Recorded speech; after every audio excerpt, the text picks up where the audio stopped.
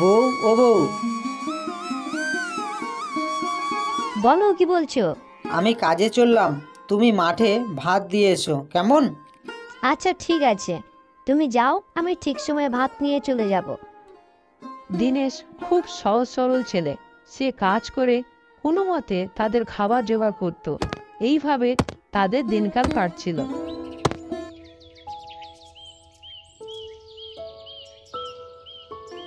আচ্ছা, তুমি সারাক্ষণ কি ভাবো বলো তো? সব সময় আমি তোমারই কথা ভাবি। আমি তোমাকে কোনো সুখ দিতে পারছি না। আমি তোমার সৌন্দর্যকে রত্ন বস্ত্র দিয়ে সাজাতে পারছি না। ওগো, তুমি কি ভাবছো? নারীর অলংকার হলো তার স্মৃতির সিঁদুর, তার সুখ তার স্বামীর হাসিতে। তুমি কোনো কারণ ছাড়াই নিজেকে দুঃখী করছো, আর আমাকেও দুঃখী করছো। আমি তোমাকে খুব ভালোবাসি। এইরকম ভাবে তাদের দিনকাল কাটছিল। কিছুদিন পর পয়লা বৈশাখের উৎসব চলে এলো। দিনেশ তার বন্ধুদের নিয়ে মহাজনের ক্ষেতে শ্রমিকের কাজ করছিল। বিকেলে সবাই গাছের নিচে বসেছিল। বন্ধু, সামনে তো পয়লা বৈশাখ, পকেটে একটাও টাকা পয়সা নেই। এবার আমার বউটা বলেছে তাকে একটা ভালো শাড়ি দিতে হবে। আমারও স্ত্রী আমার কাছে শাড়ি চাইছে। 4 মাস ধরে টাকা জমিয়েছি, এখন একটা শাড়ি কিনে নিয়ে তারপরে বাড়ি যাব। বউকে তো বছরের এই একটা সময়ই শাড়ি কিনে দেই। কি হলো ভাই দিনেশ? তোমাদের বউ নতুন শাড়ি পরবে আর আমার বউ ছেঁড়া শাড়ি পরবে, তাই ভেবে আমার খুব খারাপ লাগছে রে। তাহলে ভাই এখন কি করবি? হ্যাঁ, একটা বুদ্ধি এসেছে। আমার একটা গরু আছে, সেই গরুটা বিক্রি করে দিলে নিশ্চয়ই ভালো একটা শাড়ি হবে। তিনি তাই ভেবে মহাজনের কাছে গিয়ে একদিনের ছুটি নিলেন। পরের দিন খুব ভোরবেলা উঠে গরুটিকে নিয়ে তিনি চললেন। তুমি কোথায় যাচ্ছ এত সকাল সকাল? এই গরুটা বিক্রি করতে যাচ্ছি। কেন, কি দরকার ছিল গরু বিক্রি করার? নিশ্চয়ই কোনো দরকার আছে, আমি এসে বলবো। এখন চলি। সোনাবতী আর বিশেষ কিছু জিজ্ঞাসা করলো না। সে রাত থেকেই লক্ষ্য করছিল তার স্বামী খুবই বিভ্রান্ত।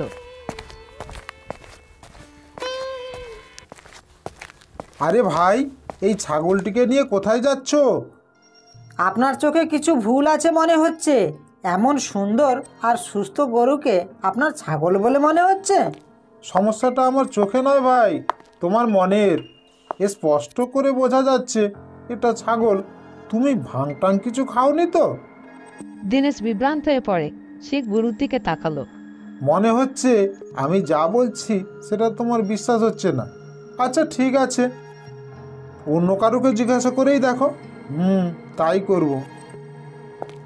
আরে ভাই, এই ছাগলটাকে নিয়ে কোথায় যাচ্ছ? তাহলে কি আমার গরু কোনো অশুভ আত্মার প্রভাবে এসে ছাগলে পরিণত হয়েছে? তুমি কি এই ছাগলকে বিক্রি করবে? আমার 4টে ছাগল আছে, আরও একটা ছাগল হলে মোট 5টা ছাগল হয়ে যাবে। এটা আমার গরু, আমি দেব না। তাহলে তুমি কি ভাবছো এই বুড়োটা মিথ্যে কথা বলছে?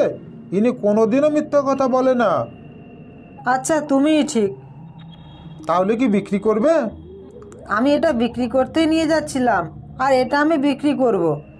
আচ্ছা ঠিক আছে, তুমি কত টাকা চাও বলো। আমাকে 500 টাকা দাও। ঠিক আছে, ঠিক আছে, খুড়ো কি বলেন? 500 টাকা? কিন্তু বাবা, গণিতে শূন্যের তো কোনো মান নেই, তাই শূন্য বাদ দিলে থাকে 5 টাকা। এই নাও 5 টাকা। এটা কি, এটা কি? এখন রাখো ভাই, চুক্তি হয়ে গেছে। এখন পিছিয়ে পড়া মানুষের কাজ নয় কিন্তু। দিনেশ বিষণ্ণ মুখে 5 টাকা নেয়। তিনি খুব জানতেন যে তিনি 2 প্রতারক দ্বারা প্রতারিত হয়েছেন। তিনি খারাপভাবে কান্নায় ভেঙে পড়লেন আর জোরে জোরে কাঁদতে লাগলো। কি হয়েছে, কি হয়েছে তোমার? তোমাকে এত ক্লান্ত লাগছে, কি হয়েছে আমাকে খুলে বলো। তখন দিনেশ সমস্ত কথা খুলে বলল। ঠিক আছে, তুমি কোনো চিন্তা করো না। তুমি আমাদের পাড়ার রবিদার কাছে যাও, নিশ্চয়ই উনি কোনো না কোনো ব্যবস্থা অবশ্যই করবে। তারপরে দুজনে মিলে রবিদার কাছে গেল। ওই গুন্ডারা তোমাকে সহজ সরল ও নির্দোষ ভেবে প্রতারণা করেছে, কিন্তু ওরা জানে না যে পৃথিবীতে এদের থেকেও ভয়ঙ্কর মানুষ আছে। তুমি কোনো চিন্তা করো না, কালকের আমি তোমার সাথে ওই জায়গায় যাব।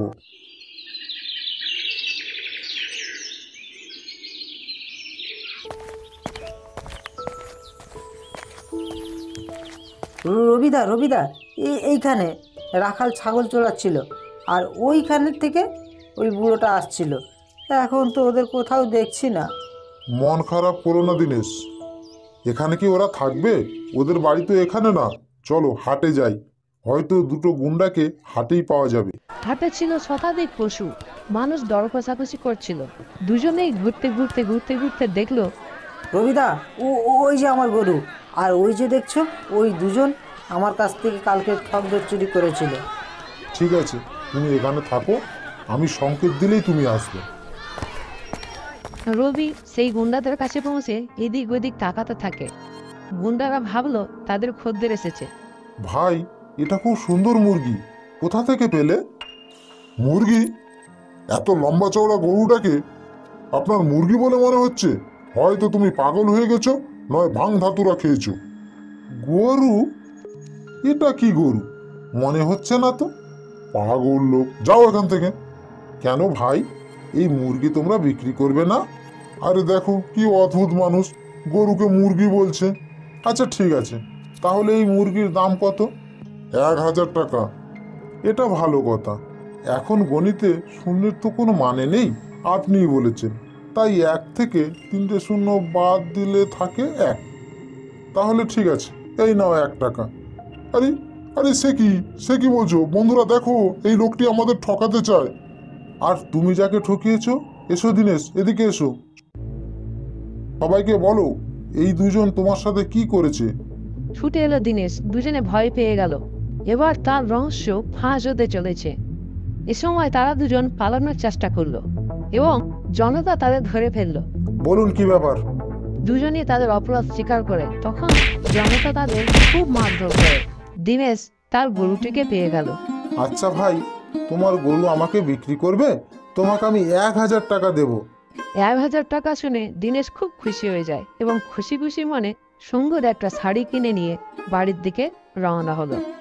বাড়িতে ফিরে জানো, রবিদার জন্যে আমার গরুটা আমি ফেরত পেলাম, আর সঠিক দামে বিক্রি করতে পারলাম, আর তোমার জন্য একটা শাড়িও এনেছি। ও কত ভালো শাড়ি! আমার জন্য শাড়ি এনেছো, আমি খুব খুশি হলাম।